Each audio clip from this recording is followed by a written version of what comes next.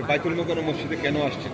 বাইতুল মোকাররম মসজিদে মূলত আমার অনেক স্মৃতি জড়িত। এখানে যখন ইসলামিক ফাউন্ডেশনের অফিস ছিল আমার না, আজকে কি জুমাতুল বিদা নিয়ে বলেন? জুমাতুল বিদা ঠিক না, মানে আমি আসছি যে আজকে জুমার শেষ যে রমজানের শেষ জুমাটা এখানে আদায় করি, এরকম একটা ইচ্ছা আকাঙ্ক্ষা নিয়ে এবার মোকাররম মসজিদে নামাজ পড়লাম। নামাজ শেষে দোয়াতে কি চাইলেন?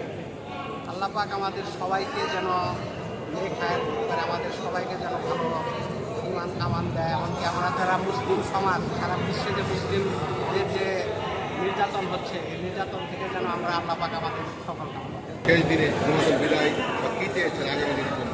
আগামী দিনের জন্য প্রথম যেটা চেয়েছি সেটা হলো বাংলাদেশের শান্তি চেয়েছি, উন্নতি, যাতে নতুন সরকার আসতে যাতে ভালো ভালো দেশ চালাইতে পারে, উন্নয়ন করতে পারে সেটা চেয়েছি। আর বিশেষ করে মুসলিম উম্মার জন্য মিডিল ইস্টে যে অশান্তি, যে জানতে মারামারি, দাঙ্গা ফাসাদ, ইহুদিরা যে মুসলমানদের উপর অত্যাচার করছে, তার জন্য আল্লাহর কাছে প্রার্থনা করছে যাতে মুসলমানদেরকে হেফাজত করে, এবং পিতামাতার জন্য দোয়া করেছি যে আল্লাহ তাদেরকে যেন শান্তিতে রাখে, আত্মীয় স্বজন যে যেখানে কবরবাসী আছে সবাইকে যেন ঘোরা যাওয়া